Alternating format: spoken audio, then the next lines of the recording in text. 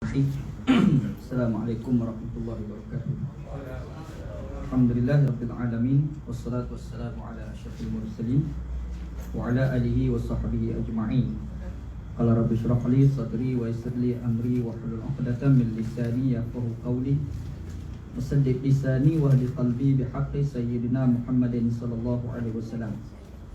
Wa ba'da fa inna asdaqal hadithi kitabullah wa khairal hadi hadi Muhammadin sallallahu alaihi wasallam wa syarrul umuri muhdatsatuha wa kullu muhdatsatin bid'ah. Allahumma 'allimna ma jahilna, ya Allah ya Tuhan kami, ajarkan pada kami apa yang kami jahil. Wa dzakirna ma nasina, ingatkan balik pada kami apa yang telah kami lupa. Allahumma faqihna fid din, ya Allah ya Tuhan kami, fahamkan kami agama. Wa 'allimna ta'wil, ajarkan kepada kami Al-Quran. Allahumma razuqna ilman nafi'ah, ya Allah ya Tuhan kami, rezekikan pada kami ilmu yang memberi manfaat. Wa amalan salihan mutaqabbala, dan amalan yang salih dan amalan tersebut diterima. Wa rizqan halalan thayyibah, dan rezeki yang halal dan rezeki tersebut baik. Wa qala Allah ta'ala fi muhkamit tanzilih, a'udzu billahi minasyaitonir rajim, bismillahirrahmanirrahim. Innallaha yuhibbul ladzina yuqatiluna fi sabilihi saffan ka'annahum bunyanun marsus. Shadaqallahu alim. Sesungguhnya Allah Subhanahu wa taala suka, sesungguhnya Allah Subhanahu wa taala itu sayang kepada mereka yang berperang di jalan Allah Subhanahu wa taala saffan, dalam keadaan satu barisan, ka'annahum bunyanun marsus, seakan-akan mereka berada dalam satu susunan bangunan yang tersusun. Shadaqallahul azim. Benarlah firman Allah Subhanahu wa taala dalam Al-Quran, surah Shaf ayat yang keempat. Alhamdulillah, syukur pada Allah SWT. Pada malam ni kita bertemu lagi dalam kuliah, dalam solat tarawih kita, dan kita adakan sikit tazkirah Ramadan. Mudah-mudahan pertemuan kita pada malam ni diberkati oleh Allah Subhanahu wa taala, insya-Allah. Dalam tazkirah kita yang lepas, ana ada cerita satu kisah daripada ayat Al-Quran, iaitu dalam ayat yang ke-204 dari surah Al-Baqarah. Kita ada cerita tentang berkait dengan seorang orang munafik yang bernama Al-Akhnas bin Syuraih As-Saqafi. Macam mana dia asalnya duduk di Mekah, yang dia masa Nabi sallallahu alaihi wasallam masih lagi di Mekah, dia tidak mahu bantu Nabi sallallahu alaihi wasallam. Tetapi selepas Nabi Muhammad sallallahu alaihi wasallam bentuk kerajaan dekat Madinah, Nabi sallallahu alaihi wasallam berjaya mempersaudarakan di antara dua kelompok etnik Arab yang bergaduh antara satu dengan yang lain, iaitu Aus dan Khazraj, dan berjaya dipersaudarakan oleh Nabi sallallahu alaihi wasallam. Dan persaudaraan itu merupakan sumber kekuatan bagi kerajaan Madinah pada masa itu. Dan datang orang yang bernama Al-Akhnas bin Syuraih As-Saqafi, ditimbulkan semangat perkauman pada masa itu. Dia timbulkan isu etnik Aus dan Khazraj untuk bagi balik dua kabilah Arab itu bergaduh balik. Dan di situ tu menyebabkan Allah Ta'ala turun Al-Quran, iaitu surah Al-Baqarah ayat 204, yang mana Allah Subhanahu wa Ta'ala menjelaskan tentang kejahatan Al-Akhnas bin Syuraih As-Saqafi yang cuba untuk bagi dua etnik Arab tu bergaduh. Dan kita dah cerita panjang lebar lah. Ana ulang balik apa yang kita kupas hari tu, sebab Melayu mudah lupa. Jadi bila Melayu mudah lupa, kita kena bagi ingat, gitu. Okey, itu yang lepas lah. Pada malam ni insya-Allah ana baca tadi ayat yang keempat dari surah Shaf.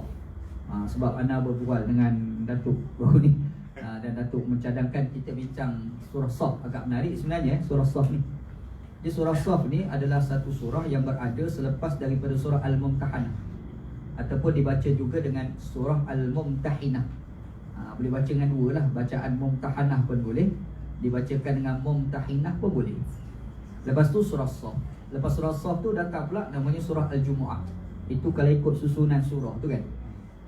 Dan Allah Subhanahu wa ta'ala ni bila dia susun surah tu, dia bukan saja-saja susun. Dia susun mesti ada sebab. Dia bukan saja-saja nak bubuh mula-mula tu Al-Fatihah, lepas tu Al-Baqarah, lepas tu Al-Imran. Dia bukan sahaja buat. Dia buat tu mesti ada sebab. Apa sebab dia? Kalau orang tanya, kenapa surah Al-Baqarah itu berada selepas daripada surah Al-Fatihah? Kenapa tak selepas Fatihah tu surah At-Talaq contoh kan? Kenapa tak surah Al-Fatihah tu surah Al-Kahfi terus, contoh. Tapi tak, cara susunan yang Allah Ta'ala buat dalam Al-Quran itu, Allah Ta'ala bagi susun surah Al-Fatihah, lepas tu surah Al-Baqarah, lepas tu Al-Imran, lepas tu An-Nisa, Al-Ma'idah. Betul tak susunan tu kan? Kenapa Sebabnya dalam surah Al-Baqarah, Allah Subhanahu Wa Ta'ala minta supaya kita ni minta dengan Allah. Allah Ta'ala minta kita supaya kita minta dengan Allah. Yang kita minta dengan Allah ni minta berlindung daripada dua, ghairil maghdubi alaihim waladdallin. Betul kan? Bukan di kalangan orang yang dibenci dan bukan di kalangan orang yang sesat. Jadi bila kita tanya siapakah orang yang dibenci dan siapa orang yang sesat, yang dimasukkan dalam suratul Fatihah itu yang dimasukkan al-maghdubi alaihim, orang yang dibenci itu adalah orang yang tahu kebenaran dan diselewengkan kebenaran. Orang yang tahu kebenaran dan diselewengkan kebenaran. Ada pula satu lagi yang dia ikut benda yang sesat dalam keadaan dia tak tahu. Betul? Ada kan dua jenis macam tu. Jadi ada satu jenis manusia dia tahu, lepas tu dia pergi selewengkan dan dia menyesatkan orang lain. Jadi macam kita ni, orang-orang macam ni selalunya dipanggil sebagai golongan-golongan ustaz, ataupun dalam bahasa sekarang panggil pedagang agama. Nampak Haji Omar Angguk tu, dia macam tu. Jadi dia dah hafal gambaran dia siapa. Jadi penunggang agama, orang yang tahu kebenaran dan diselewengkan kebenaran. Siapakah orang yang tahu kebenaran dan selewengkan kebenaran? Merujuk kepada orang-orang Yahudi. Orang-orang Yahudi ni, dia jadi sesat ni sebab bermula daripada guru-guru yang jahat, ustaz-ustaz yang jahat, tuan guru yang jahat, maulana yang jahat, syekh yang jahat. Jadi diorang ni, dia ambil cerita kisah tentang Nabi Muhammad, dia tutup. Lepas tu dia cerita benda lain. Jadi dia tahu kebenaran, dia tolak kebenaran. Orang macam ni dipanggil sebagai golongan al-maghdubi alaihim, orang yang dibenci. Ada satu lagi adalah ad-dallin, orang-orang sesat. Orang sesat ni adalah orang yang tak tahu apa-apa, dia pergi ikut tugu-tugu karut. Tak boleh fikir. Ada kan macam tu. Yang istilah hari ni dia panggil sebagai walaun, dia panggil. Itu terma-terma hari ni lah. Jadi apa, ya belaka. Padahal boleh tak kau fikir sikit? Bila kau fikir kau rupanya tak betul pun. Tapi disebabkan dia tak boleh nak fikir, dia ikut dia. Dan kalau zaman dahulu golongan sebegitu tu dipanggil sebagai golongan Nasrani. Jadi bila Allah Ta'ala sebut al-maghdubi alaihim adalah orang yang tahu kebenaran dan selewengkan kebenaran, ad-dallin adalah orang yang tak tahu kebenaran, dia mengikut tu guru yang tak betul itu dipanggil sebagai ad-dallin. Jadi kita nak tahu detail cerita tentang orang yang tahu kebenaran dan tolak kebenaran, iaitu merujuk pada orang-orang Yahudi. Detailnya berada dalam kandungan surah Al-Baqarah. Dan kita nak tahu detail tentang orang yang tak tahu kebenaran, dia pergi ikut tugu-tugu yang tak betul itu, yang merujuk pada orang-orang Nasrani. Yang tu nak tahu cerita panjang lebar, kena buka dalam surah Al-Imran. Sebab apa? Sebab Al-Baqarah dia cerita kedegilan orang Yahudi. Al-Imran itu, siapa dia Al-Imran di situ? Ahli keluarga Imran. Imran itu adalah bapa kepada Siti Maryam. Maryam tu siapa dia? Bukan Kak Yam Maryam di sini merujuk pada mak Nabi Isa alaihissalam. Nampak Jadi bila sebut Nabi Isa kan dia mesti sinonim dengan orang Nasrani. Bila sebut tentang kisah Nabi Musa kan sinonim dengan orang Yahudi. Detail cerita tentang orang Yahudi, cerita pasal orang umat-umat yang berkait dengan Nabi Musa alaihissalam, Al-Baqarah. Detail cerita pasal Nabi Isa alaihissalam. Detail bagaimana kaum Bani Israel yang ketika itu berada bersama dengan umat Nabi Isa alaihissalam, surah Al-Imran. Maka sebab itulah kita nampak Al-Baqarah, lepas tu surah Al-Fatihah, lepas tu Al-Baqarah, baru Al-Imran.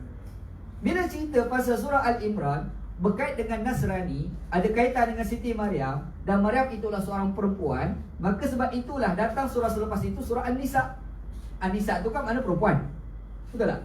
Sebab itu kita akan nampak itulah susunan Al-Quran. Allah Subhanahu Wa Ta'ala bila disusun Al-Quran, dia bukan saja-saja susun. Dia susun mesti ada sebab. Cumanya sama ada kita tahu, tak tahu je. Kalau kita belajar, tahulah. Yang kita tak tahu ni sebab tak belajar. Kalau tahu, kalau kita belajar, kita akan tahu. Maka demikian juga bila kita nak bincang surah Shaf. Apa makna Shaf? Shaf ni soft lah. Kita berada dalam satu barisan kan. Jadi bila ada satu barisan dipanggil sebagai Shaf. Lepas tu sebelum itu dia ada satu surah namanya surah Al-Mumtahinah. Lepas surah Shaf pula ada satu surah namanya surah Al-Jumu'ah. Bila kita sebut saf, dia kait tak dengan solat jemaah? Dia kait kan? Sebab itu surah Al-Jumu'ah yang kita berhimpun pada hari Jumaat untuk sembahyang berjemaah. Bila sebut sembahyang Jumaat, dia mesti berjemaah. Bila berjemaah, ada tak kaitan dengan saf? Bila kita sebut saf itu pula, dia ada satu kaitan pula, kekuatan. Betul? Dia ada kaitan kekuatan. Sebab tu Nabi SAW dia tak bagi kita ni dalam saf itu terombang-ambing. Saf itu tidak selaras, kan? Dia kena ada sama saf. Masalah PKP tu cerita lain, kan? Ini ada pengecualian lain yang kita sebut kalau kita tak PKP, kita dalam keadaan normal. Makanya bila kita saf, kita kena rapat. Dan Nabi Muhammad SAW suruh kita rapat. Jadi bermaksud rapat saf itu dia ada kaitan dengan kekuatan. Jadi bila kita sebut kekuatan yang ada dalam pada surah Saf, dan kita tengok sebelum itu Allah Subhanahu Wa Taala cerita tentang bagaimana nak bina kekuatan kerajaan Madinah. Datang satu surah yang sebelum surah Saf, namanya surah Al-Mumtahanah. Al-Mumtahanah ni maksudnya perempuan yang diuji, perempuan yang kita pergi uji dia, test dia. Sebab apa?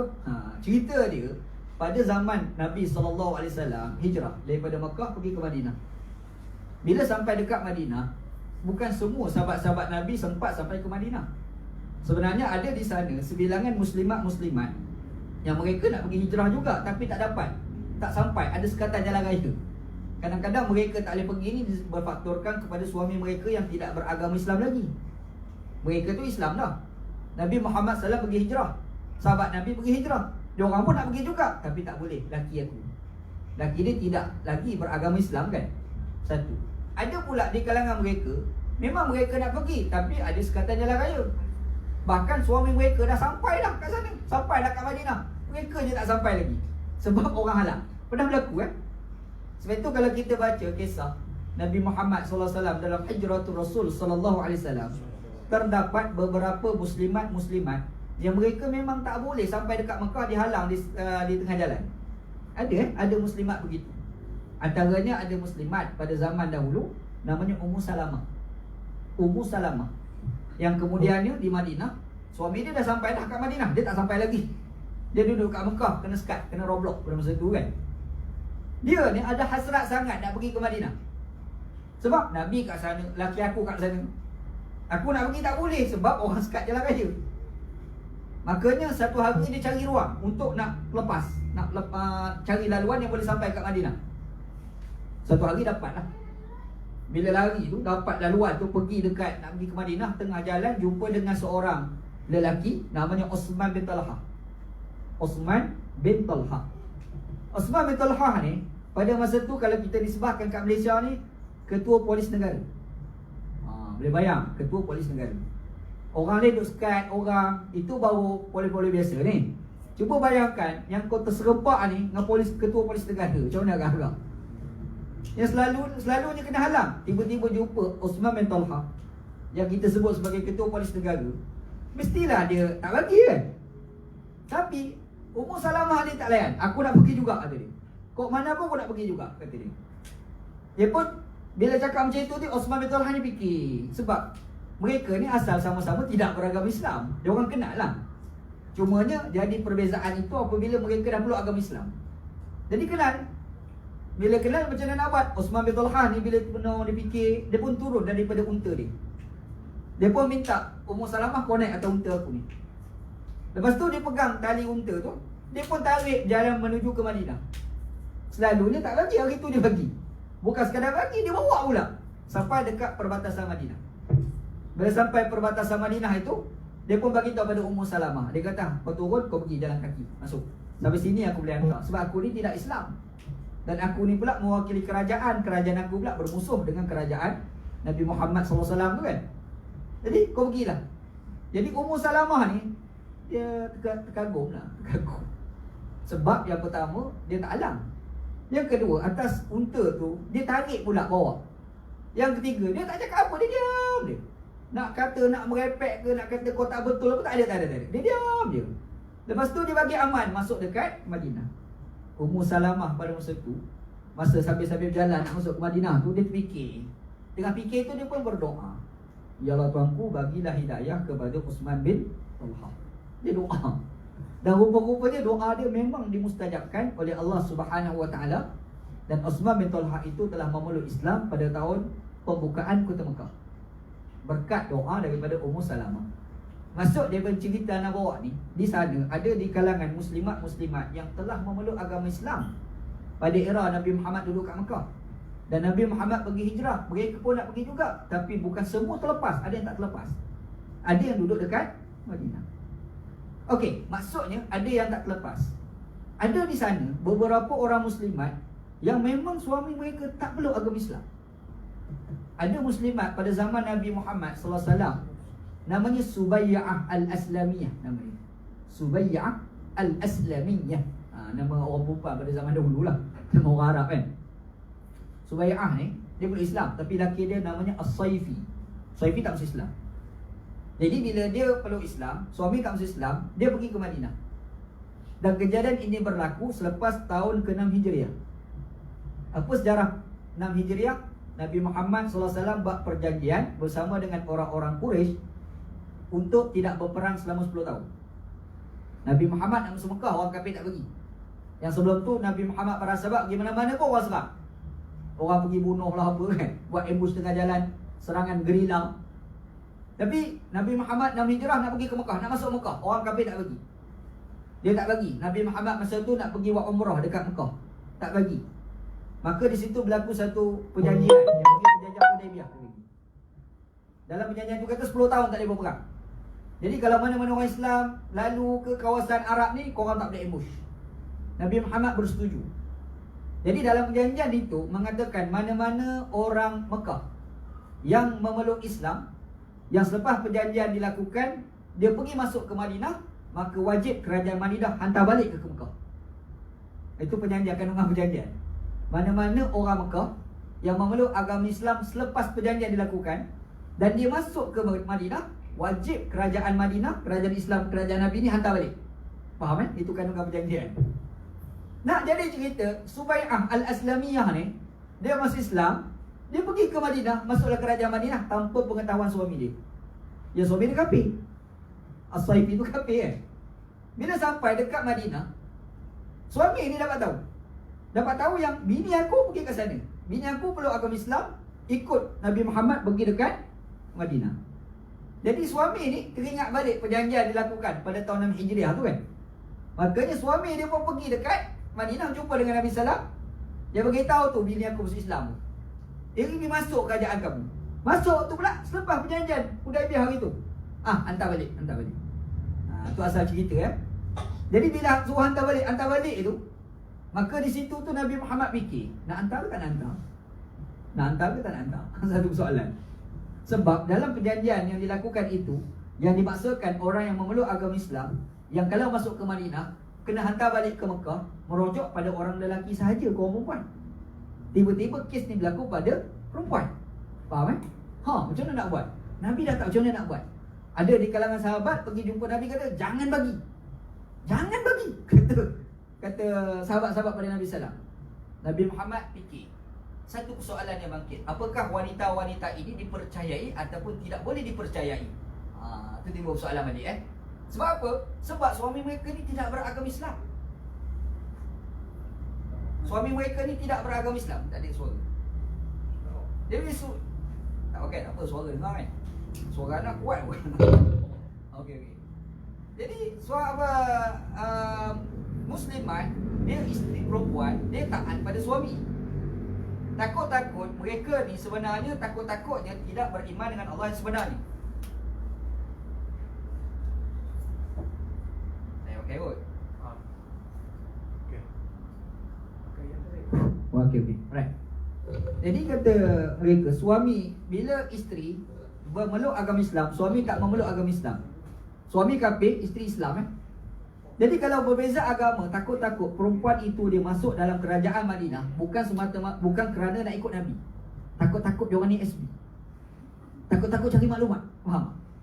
Jadi disebabkan takut-takut takut-takut mereka ni masuk dalam kerajaan Nabi nak cari maklumat, nak bagi tahu pada kerajaan Mekah, maka di situlah Allah Taala turun surah Al-Mumtahanah.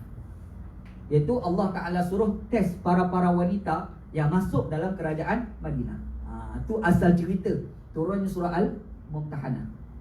Jadi bila kita tengok dalam surah itu, kita nampak apa? Dia ada kaitan dengan politik. Betul tak? Surah itu ada kaitan dengan politik. Dia nak pastikan kestabilan kerajaan Madinah. Bila nak pastikan kestabilan kerajaan Madinah, makanya di situ mana-mana orang yang masuk yang boleh menyebabkan berlaku gugat dalam kerajaan, kita kena halang. Itu asal cerita surah tu. Faham kan? Surah Al-Mumtahanah. Jadi surah Al-Mumtahanah dia nak cerita macam mana kita nak hadapi golongan-golongan yang cari maklumat dalam kerajaan hantar kat luar. Kalau kita panggil apa sekarang? Pengkhianat. Dia pengkhianat kat Malaysia ni macam-macam asal. Sekarang ni pengkhianat dia ada 2-3 tafsiran pula kan. Jadi pengkhianat dalam negara. Itu cerita pasal surah Al-Mumtahanah. Surah Shad dia nak cerita di sana ada manusia ni cakap tak serupa bikin. Kan itu sifat pengkhianat. Betul? Pengkhianat kan cakap tak serupa bikin. Sebab itu Allah Ta'ala mulakan surah Al-Mumtahanah itu dan surah Shad itu, lima taqulu ma la taf'al. Betul kan? Wahai orang beriman, kenapa kamu cakap tak serupa bikin? Lain cakap, lain bikin, lain cakap. Cakap-cakap, tara bikin, bikin-bikin, tara cakap. Kan macam itu. Itu yang permulaan bagi surah surah Shad. Kenapa? Banyak kehancuran yang berlaku disebabkan pengkhianatan. Kalau tak ada pengkhianatan, dia tu tak kerajaan. Oh, contoh. Cuba fikir. Betul tak? Cerita tentang pengkhianat tu, oh tak nak cerita dah di dalam surah Shad. Dia cerita pasal macam mana ada satu kelompok di dalam kalangan umat Nabi Muhammad namanya munafik. Itu pengkhianat. Munafik. Sebab itu bila kita baca surah Shad ni, kita baca mukadimah ayat 1, 2, 3, 4. Ayat 5 dia terus masuk pengkisahan tentang berlaku pada zaman Nabi Musa.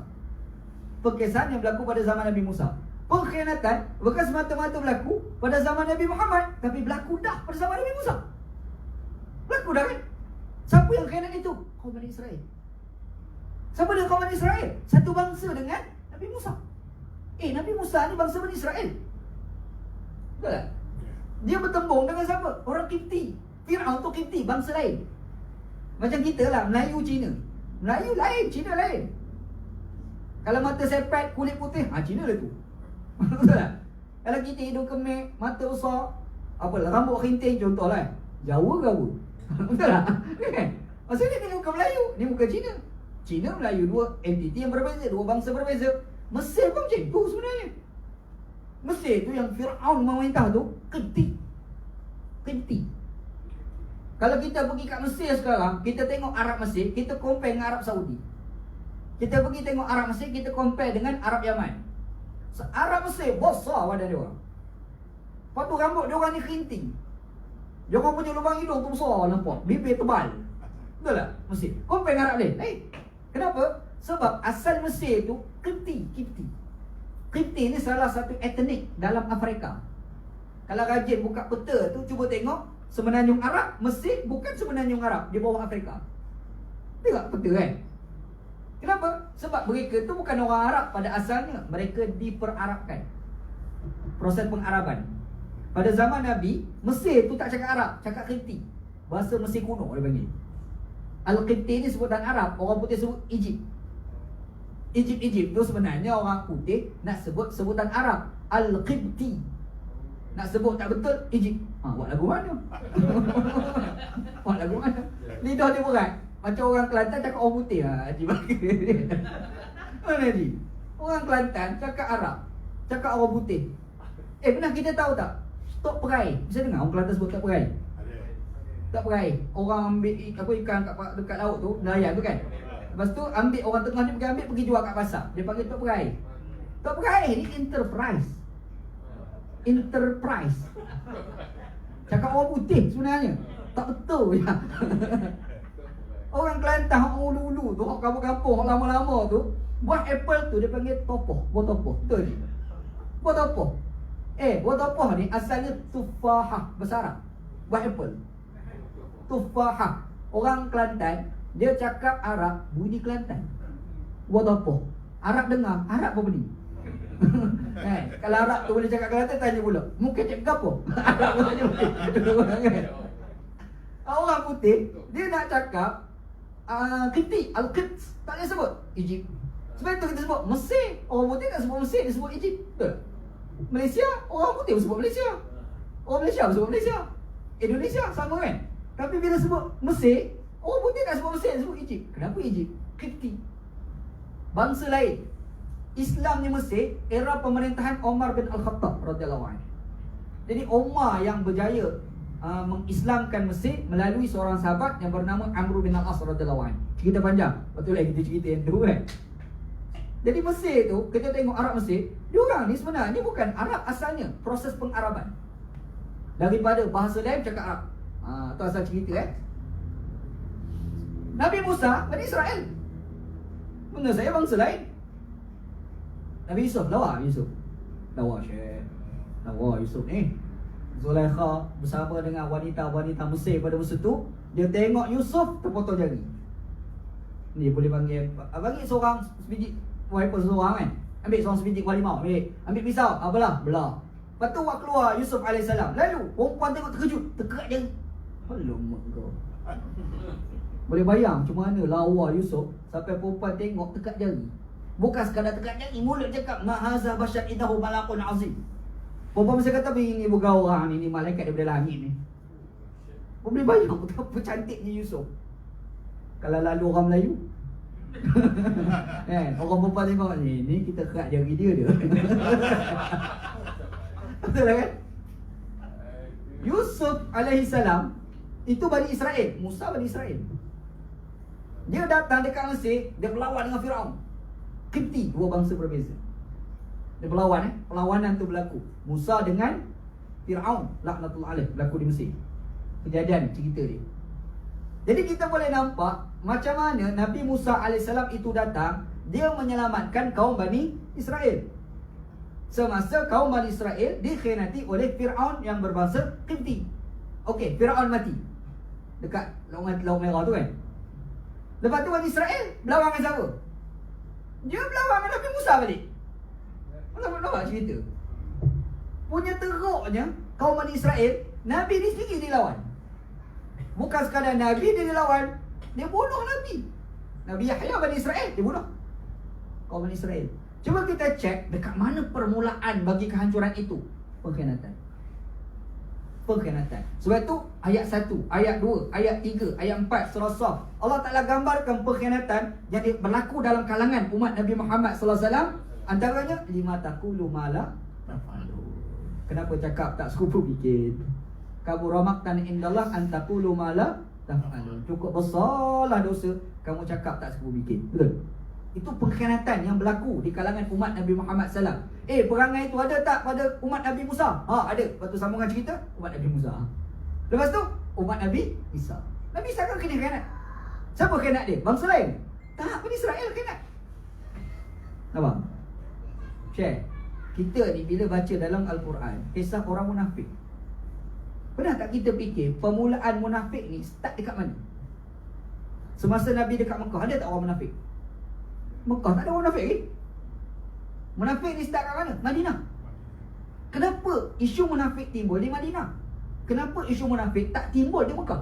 Cuba fikir. Simple. Jawapannya simple. Di Madinah Nabi jadi kerajaan. Dekat Mekah Nabi bukan jadi kerajaan. Betul tak? Munafik ni permulaan dia adalah keuntungan politik. Itu permulaan bagi munafik. Orang yang nama Abdullah bin Ubay bin Salul ni, yang kata bapak munafik tu, sedap.